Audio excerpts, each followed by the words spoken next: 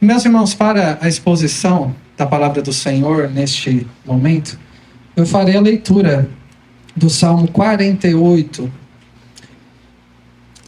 Salmo 48 é um cântico, Salmo dos filhos de Corá, conhecido nosso porque nós cantamos um cântico baseado neste salmo, e nós cantaremos logo após a mensagem, eu espero que de uma forma mais consciente, compreendendo melhor o que nós estamos cantando. Atente então para a leitura da palavra do Senhor, pois é Deus quem nos fala. Ouça com atenção, com fé e esperança nele, ansioso para receber no coração a palavra do Senhor. Grande é o Senhor e muito digno de ser louvado. Na cidade do nosso Deus, seu santo monte belo e sobranceiro é a alegria de toda a terra. O Monte Sião para os lados do norte, a cidade do grande rei. Nos palácios dela, Deus se faz conhecer como alto refúgio. Por isso, eis que os reis se coligaram e juntos sumiram-se. Bastou-lhes vê-lo e se espantaram, tomaram-se de assombro e fugiram apressados. O terror ali os venceu e sentiram dores como de parturiente. Com vento oriental destruístes as naus de Tarsis. Como temos ouvido dizer, assim ouvimos na cidade do Senhor dos Exércitos, na cidade do nosso Deus. Deus a estabelece para sempre. Pensamos, ó Deus, na tua misericórdia no meio do teu templo. Como o teu nome, ó Deus, assim o teu louvor se estende até os confins da terra. A tua destra está cheia de justiça. Alegre-se o monte Sião, exultem as filhas de Judá por causa dos teus juízos. Percorrei a Sião, rodeai-a toda, contai-lhe as torres, notai bem os seus baluartes, observai os seus palácios, para narrardes às gerações vindouras que este é Deus, o nosso Deus para todo o sempre. Ele será nosso guia até a morte. Amém. Bondoso Deus, nos alegramos em Ti por poder Te adorar com o Teu povo na casa do Senhor. Rogamos que nesta hora o Senhor nos abra o coração para recebermos de modo frutífero a Tua palavra. Ilumina os nossos olhos para vermos o que o Senhor quer nos mostrar na Tua palavra e na nossa vida. Que o Senhor nos dê discernimento, nos abrindo o entendimento e abrindo os nossos ouvidos, para que cada um que está aqui ouça o Senhor falar e que todos nós juntos e na particularidade de cada um correspondamos à tua santa e soberana palavra. É o que nós pedimos e agradecemos no nome santo de Jesus. Amém. Meus irmãos, vocês já estiveram numa situação de chegar perto de uma localidade familiar que já não vão há algum tempo? Eu, algum tempo atrás, passei por uma rua que eu morei na minha infância. Lá no alto dos meus 3, 4, 5 anos, eu lembrava vagamente as redondezas. Eu sabia qual era a rua. Eu sabia que na esquina havia uma praça e esperava que ela ainda estivesse ali. A minha referência não era um muro pintado com algo referente à seleção brasileira de alguma Copa e nem de um político de determinado ano de eleição. Mas era um local físico, como uma praça. E quando eu entrei naquela rua, acompanhado, procurando apontar qual que era a casa em que eu morei na infância, eu não consegui ter certeza de qual delas era. Eu tinha certeza de elementos externos que rodeavam aquela casa, mas da casa em si eu não consegui encontrar. Talvez a perspectiva que eu tivesse dela hoje já esteja diferente. Tanto a casa como a própria perspectiva que eu tinha. Semelhantemente, eu e você temos dificuldades de encontrarmos a nossa casa. E casa aqui eu me refiro à igreja, que é chamada de casa de Deus. Porque nem sempre eu e você estamos atentos ao que é a igreja. É possível que você não conheça a igreja o suficiente, como eu, na minha memória da infância, para identificar a casa. Eu tive essa dificuldade. Uma visão infantil, uma memória curta de um período da vida que eu não lembrava de muita coisa. O que me ajudou foi fotos em frente da casa e agora já não estava mais a mesma coisa. E assim é também na nossa visão da igreja. Muitas vezes nós observamos o que é a igreja ou imaginamos o que é a igreja com aquelas coisas que estão ao seu redor, que estão próximas, que fazem parte de alguma maneira da realidade, mas não é a casa em si. Talvez você só reconheça alguns elementos que rodeiam a igreja, mas ainda não conhece a igreja de verdade. E se você não conhecer o que é a igreja de verdade, é impossível que você a ame de todo o seu coração. Não qualquer amor, mas aquele amor que dispôs Cristo a morrer pela sua igreja, derramar o seu próprio sangue. Para você, o que mais chama atenção sobre o que é a igreja? Eu disse às crianças para colocarem no papel, eu espero que elas estejam fazendo isso, do porquê amam a igreja. E eu pedi, ou tornando mais claro agora, 4 motivos pelos quais elas amam a igreja. Então, se der para dividir a folha em 4, coloquem os 4 motivos. O que vocês gostam mais de fazer, crianças, na igreja? 4 motivos pelos quais você ama a igreja, o que mais chama atenção sobre a igreja. Isso eu me referi às crianças, mas eu pergunto a cada um de vocês, meus irmãos e irmãs, o que vocês responderiam? Por que você ama a igreja? Qual explicação você daria? Quais argumentos você usaria para dizer que ama a igreja? Você já esteve por um tempo longe da igreja? Do que mais você sentiu falta? Talvez uma viagem, não é? Fiquei 3 semanas longe da igreja e eu senti falta disso e disso. Talvez por causa de uma enfermidade, impossibilitado de ir à igreja. Certamente você sentiu falta de alguma coisa nesse período, ao se ausentar da igreja por algum motivo. E esperamos que na vida do crente isso aconteça. Meus irmãos, quando um crente se ausenta da igreja, não sendo impedido, como estar no leito de hospital, ou distante por causa de alguma viagem, alguma coisa que o impeça de verdade, dizer que está tudo bem não é verdade, não está tudo bem se ausentar da igreja. O crente sente falta da igreja, por vários motivos, pelo que a igreja é. No tempo da pandemia, nós ficamos um longo tempo longe, não é, da igreja? Onde nós estávamos na ocasião foram quase 7 meses, sem nos reunir presencialmente. Que situação horrível. Hoje pela manhã, na aula com os jovens, foi compartilhado exatamente isso pelo nosso irmão. Como eu senti falta de estar com os irmãos na casa de Deus. É assim que deve ser na vida cristã. O que você costuma destacar quando convida alguém para ir à igreja? Quando a gente convida alguém para ir à igreja, a gente normalmente coloca alguns atrativos, não é? Para tentar convencer o outro de ir. E o que você coloca como atrativo na igreja? Por qual motivo alguém que você conhece deveria aceitar o convite para visitar esta igreja?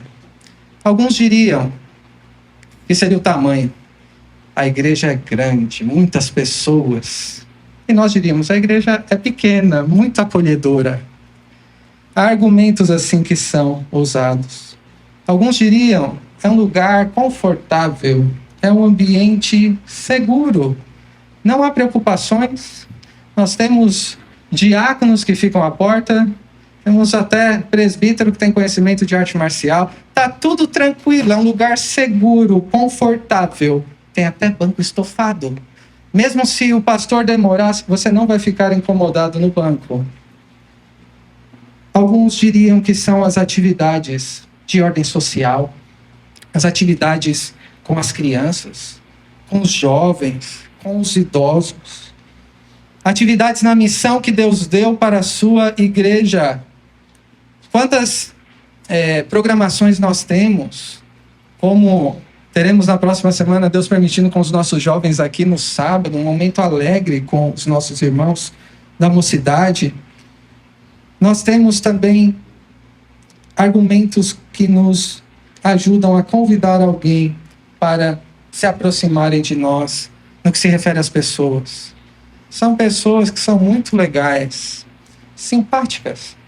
A começar pelo pastor, olha, todo mundo ali é alguém que vale a pena estar por perto?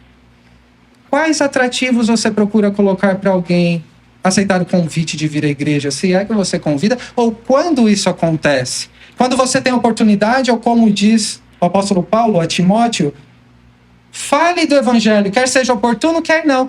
Então convide alguém para vir adorar a Deus, quer seja oportuno, quer não.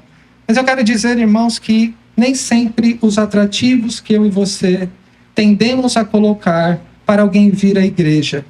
Pode ser alguém de fora. Pode ser alguém que faz parte até do hall de membros, mas que está ausente por algum motivo. Nem sempre os motivos e os atrativos apresentados correspondem ao motivo pelo qual alguém deve se fazer presente na igreja. Por exemplo, para começar, por amar a igreja. Nem sempre os motivos e os atrativos que nós usamos são as razões certas, as motivações corretas para alguém amar a igreja. E eu pergunto a todos vocês, por que amar a igreja? Por que você deve, de acordo com a palavra de Deus, amar a igreja?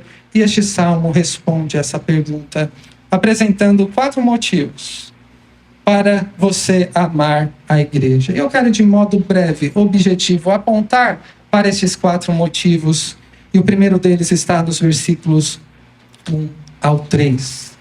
Grande é o Senhor e muito digno de ser louvado na cidade do nosso Deus, Jerusalém, no seu santo monte, Sião.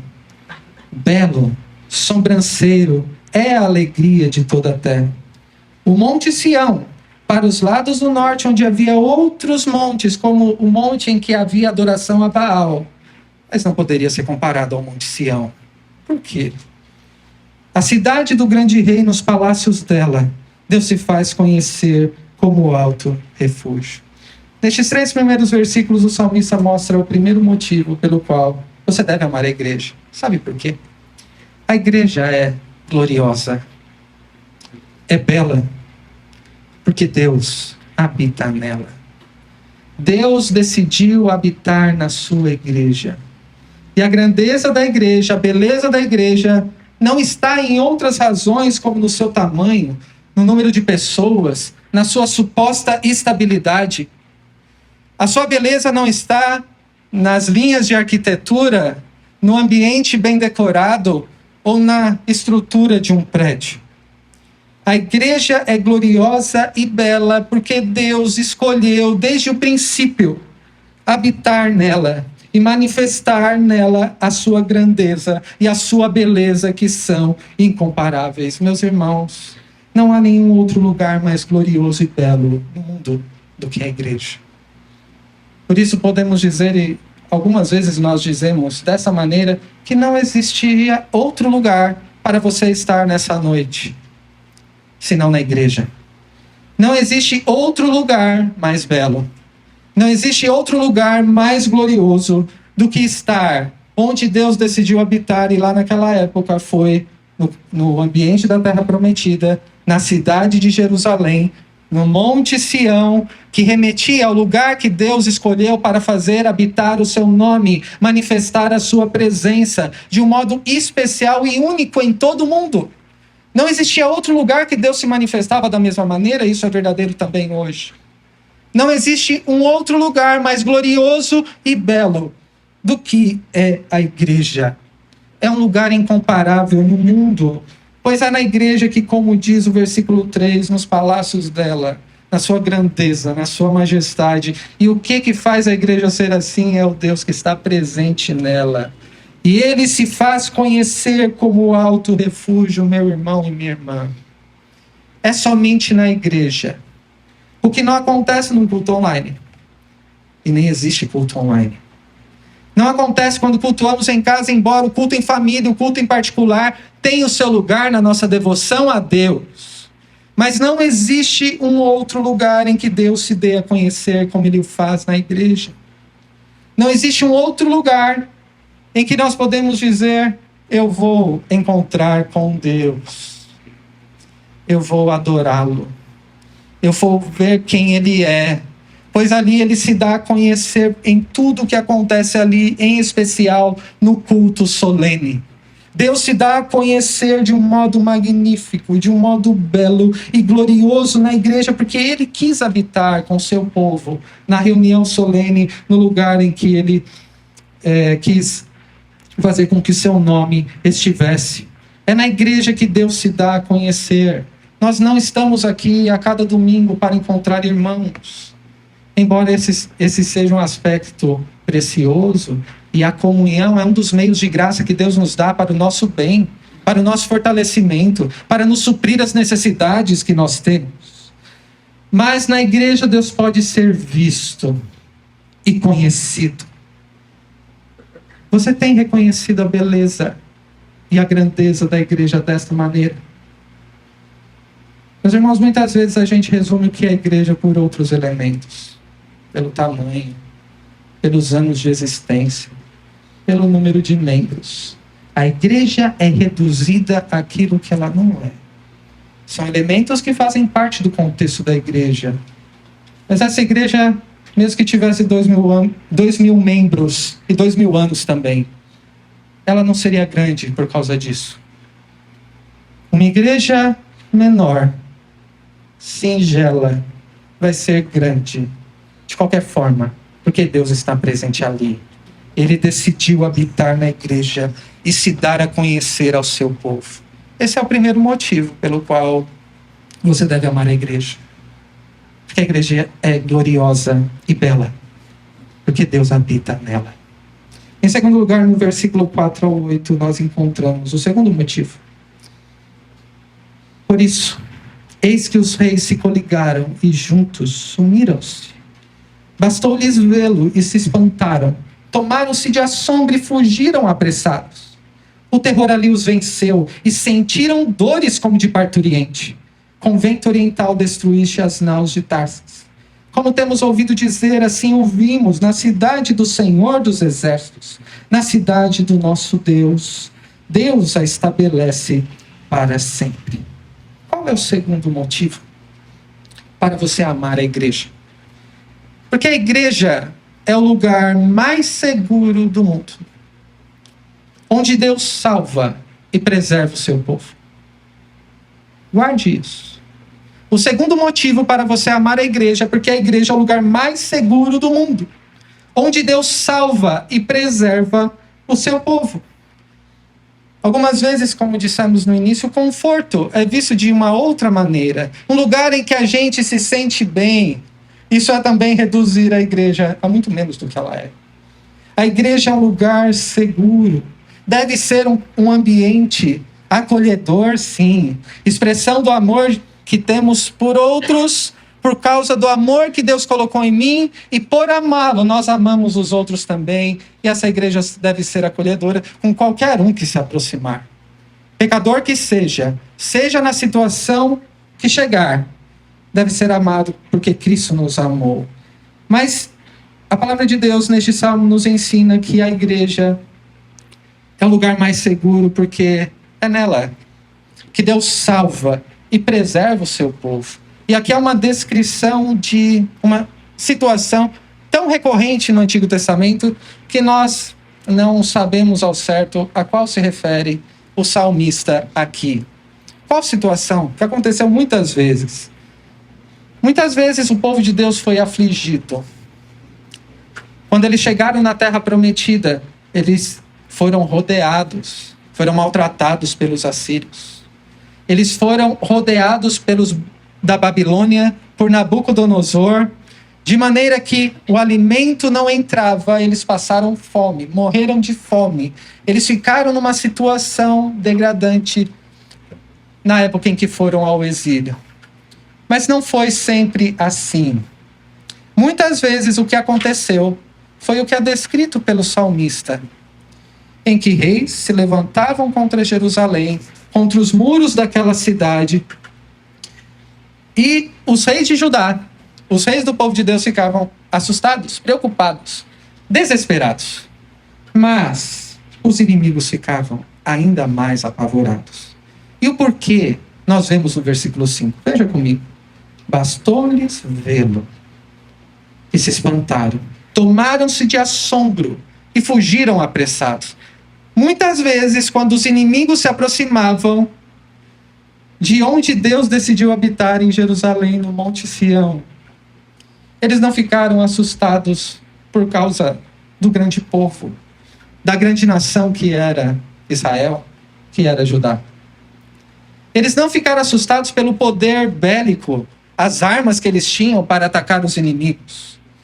Mas desde que eles foram libertados do Egito, ouviu-se falar no Deus daquele povo, do que ele fez contra os egípcios, de como os preservou de inimigos e de todas as situações no deserto, de maneira que quando eles chegaram em Jericó, o que aconteceu foi que aquele povo de Jericó estava apavorado, porque quem estava ali era o povo daquele Deus que fez todas essas coisas. E depois, quando eles se estabeleceram naquela cidade, quando o templo foi construído, quando os outros povos viam que Deus era com eles, reconheciam por aquilo que acontecia, eles ficavam apavorados. Meus irmãos, isso nos ensina que na igreja conhecemos a realidade como ela é. Vivemos num mundo cercados de ameaças, de inimigos. O próprio mundo é dito nas Escrituras como um inimigo. O diabo nos rodeia como um leão, prestes a nos devorar. A nossa própria carne é também descrita como um dos inimigos que nós temos. Nós enfrentamos uma situação que nos leva à morte. A palavra de Deus não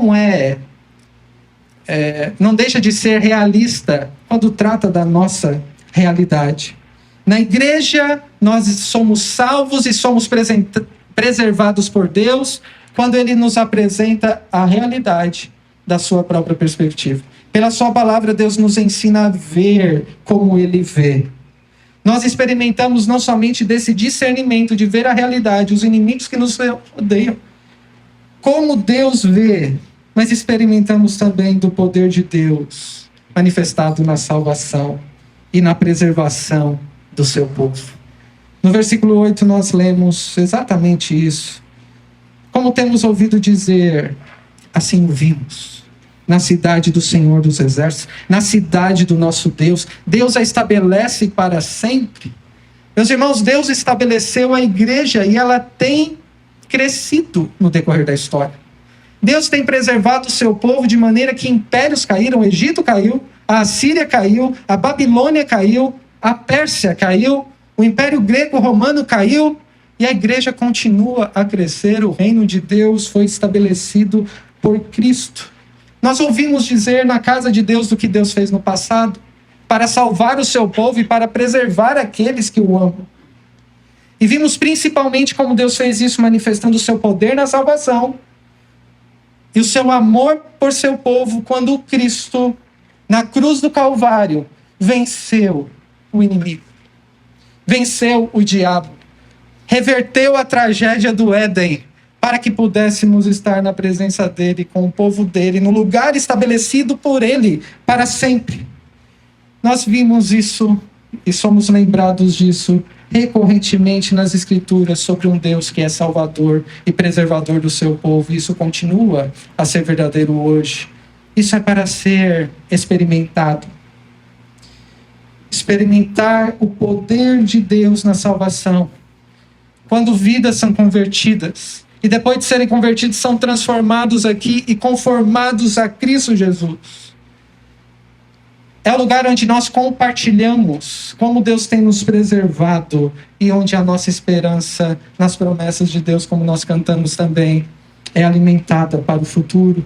Portanto, a segunda razão pela qual você deve amar a igreja é porque a igreja é o lugar mais seguro do mundo, onde Deus salva e preserva o seu povo. Não existe outro lugar assim. Em terceiro lugar,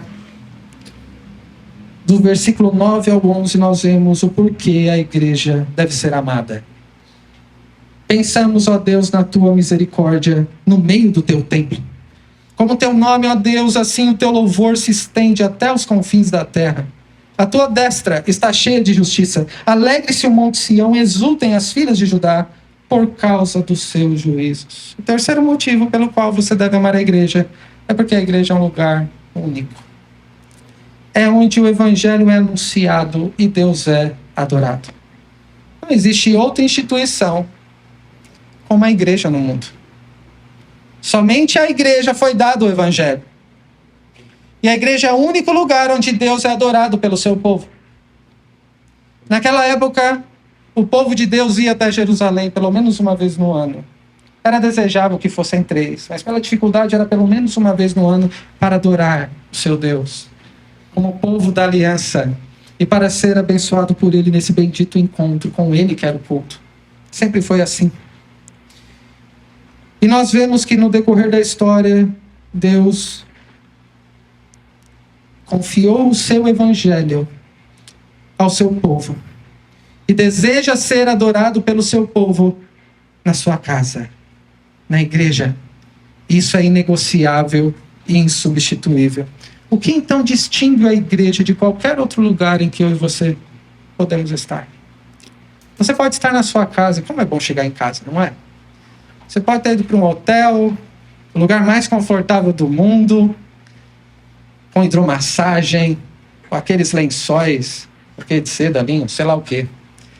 De outras formas de conforto, mas quando você chega em casa, a cama pode ser menor, pode nem ter o ar-condicionado, não é?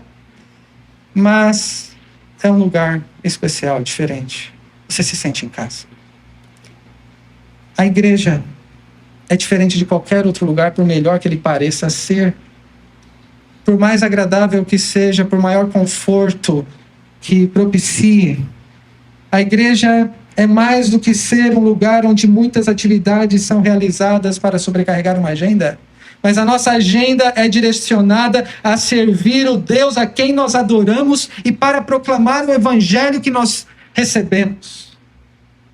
A igreja é um lugar único, onde o evangelho é anunciado e Deus é adorado, e sempre que nos reunimos, tem esta motivação, de alguma forma. A igreja pode ter preocupações sociais, pode ter projetos a serem realizados, mas, meus irmãos, a prioridade da igreja é a adoração.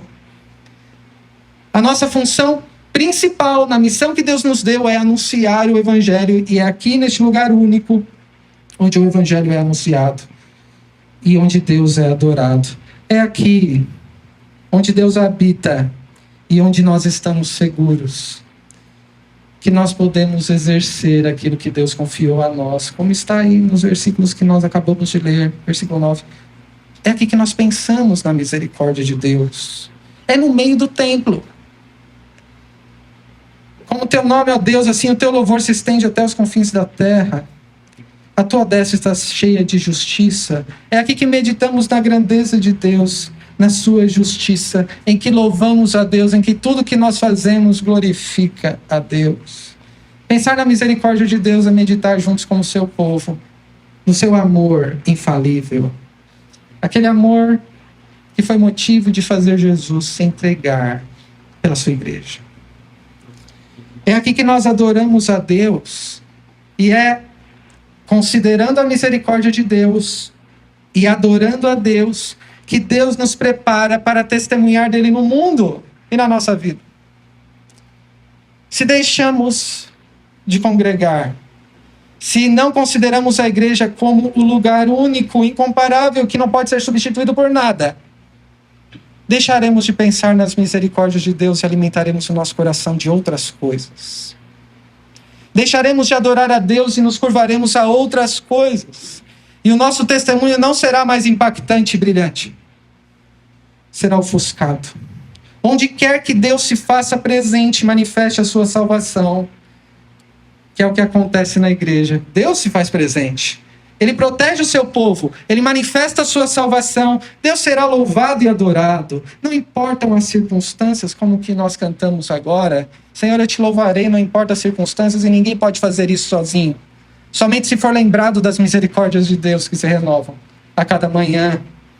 Algum tempo atrás eu ouvi o testemunho de um pastor que já quase nos seus 100 anos de idade, acamado, mal conseguia se mexer e falar. E um pastor mais jovem chegou perto dele e perguntou: senhor está bem? Como está se sentindo? O que você responderia no lugar desse pastor acamado? Mal conseguia se mexer, cheio de dores. Provavelmente a sua partida estava próxima. E ele disse: o Senhor tem sido misericordioso para comigo. E é na igreja que nós aprendemos isso. Meditar na salvação nos ensina a louvar a Deus, não importam as circunstâncias. A alegria em toda a terra, por Deus manifestar a sua justiça, e Ele o fez em Cristo, e nós adoramos a Deus por causa de Cristo. Podemos comparecer na presença dEle por causa da graça em Cristo Jesus e nos alegrar. Mesmo pecadores que somos, nos aproximar de Deus para adorá-lo com alegria. Porque o Evangelho nos foi anunciado, a boa notícia é que Deus se reconciliou conosco e que podemos adorá-lo, porque antes nós não poderíamos fazer. E o quarto e último motivo, depois deste terceiro, que é a igreja, o lugar onde o Evangelho é anunciado e Deus é adorado, nós vemos no versículo 12 ao 14, a quarta razão para amar a igreja. Percorrei a Sião, rodeai-a toda, contai as torres, notai bem os seus baluartes, observai os seus palácios, para narrardes às gerações vindouras que este é Deus, o nosso Deus para todo sempre. Ele será nosso guia até a morte. Aqui há um convite para aqueles que estão na igreja, proclamem quem é Deus. E a quarta razão para amar a igreja, então, é que a igreja revela a glória e a beleza de Deus, e nós anunciamos a glória e a beleza de Deus às gerações futuras. Não somente daqueles que estão nascendo entre nós e crescendo entre nós, a próxima geração dos filhos de Deus, mas aqueles que ainda se aproximarão a nós. Meus irmãos, a igreja revela a glória e a beleza de Deus. E na igreja, Deus é visto, é reconhecido. Quando alguém para observar a igreja como Deus a criou para ser, Deus se dá a conhecer por meio de nós. A igreja pode ter defeitos, não é? Como nós lembramos muitas vezes. Há pecadores aqui. Todos nós somos pecadores. E as imperfeições da igreja são por nossa culpa. Mas a igreja é gloriosa e bela, porque Deus a fez assim. Porque Ele está presente na igreja. Vejam então bem o que é a igreja. Observem o que Deus diz na sua palavra, o que é a igreja. Estejam preparados para testemunharem do que é a igreja à próxima geração. Não que bela é a igreja presbiteriana de Rio de Ramos, mas ao olhar a igreja, que vejam quem é o nosso Deus. Aquele que tem nos guiado e cuidado de nós, e será assim até a morte. O salmista está nos convocando a observarmos todos os detalhes de Sião, do que é a igreja, para que as próximas gerações reconheçam quem é Deus ao olharem para a igreja. Meus irmãos, nós precisamos amar a igreja porque Deus habita nela, porque Ele nos protege, nos salva de nossos inimigos, porque o Evangelho é aqui anunciado e Deus é adorado, e também porque Deus revela quem Ele é. Deus deve ser visto e reconhecido na sua igreja. E para concluir, por que amar a igreja? Veja nas páginas das Escrituras o que o Senhor fez pela igreja. Deus quis escolher um povo para pertencer a Ele, para libertá-los dos seus pecados. Ele decidiu se relacionar com pecadores de todo tipo, como eu e como você. Ele decidiu nos livrar da sua ira. E mais, Ele nos colocou num lugar seguro, onde Ele mesmo habita conosco. Ele decidiu nos preservar em segurança e vencer os nossos inimigos por meio de Cristo. Ele nos deu um grande privilégio de anunciarmos as boas novas da salvação pela graça em Cristo Jesus a quem está perdido, e a nos lembrarmos disso a cada dia para que a nossa esperança e confiança nele cresça. Ele nos ensina na igreja a testemunhar como Ele tem sido bondoso e misericordioso para conosco. E eu quero dizer, e se você acha que a igreja tem defeitos e isso te desanima por algum motivo, você não conhece a igreja. Você não está vendo da perspectiva de Deus o que é a igreja. No máximo você está vendo os efeitos do pecado na vida de irmãos que fazem parte da igreja. Quanto mais você conhecer a igreja como Deus a criou, e se envolver profundamente no serviço a Deus e na adoração a Deus aqui, mais você conhecerá o Deus presente e revelado neste lugar. Mais você amará ao Deus que decidiu entre nós habitar, e por isso, porque Deus está aqui, você amará a igreja. Então ame a igreja. Deus habita nela como em nenhum outro lugar, e a glória e a beleza de Deus são vistos aqui. Por isso, priorize o dia do Senhor. O momento em que estamos nesta casa em que Deus decidiu habitar. Não negligencie este privilégio, a bênção de se encontrar com Deus. Não existe nada lá fora, nos seus compromissos pessoais, na sua agenda, no seu cansaço, nada que se compare a comparecer diante de Deus, encontrar com Ele e se relacionar com Ele. Este é o lugar mais seguro do mundo.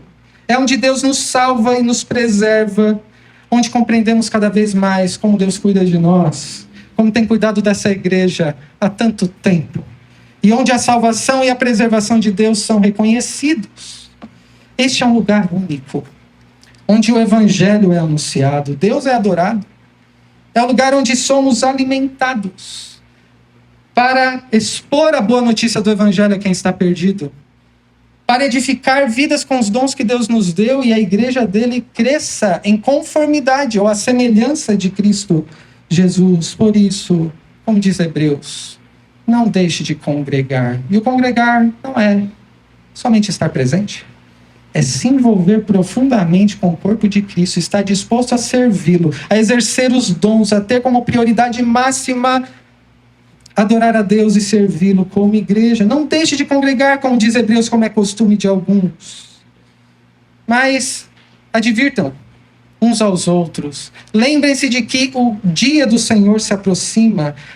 Lembre o seu irmão, a sua irmã, da misericórdia de Deus, consciente de que foi dada a você a responsabilidade de ser porta-voz do Evangelho da graça de Deus. A igreja revela, meus irmãos, a glória e a beleza de quem habita neste lugar. E se Deus está aqui, não está alheio a nós e age entre nós, é impossível que não sejamos transformados por Ele e preparados para refletir a luz dele nas nossas vidas, no nosso dia a dia. Meus irmãos, a nossa oração é que esta igreja seja cada vez mais gloriosa e bela, à medida que revela que Deus está entre nós. Este é um povo diferente, Deus está com eles. Ali Deus pode ser conhecido. Ali há pecadores imperfeitos que estão sendo aperfeiçoados e tornando-se mais semelhantes a Cristo. É ali que pessoas se dedicam a adorar a Deus, a cuidarem uns dos outros e a testificar de Cristo no mundo, até que Ele venha. Que Deus os abençoe. Amém.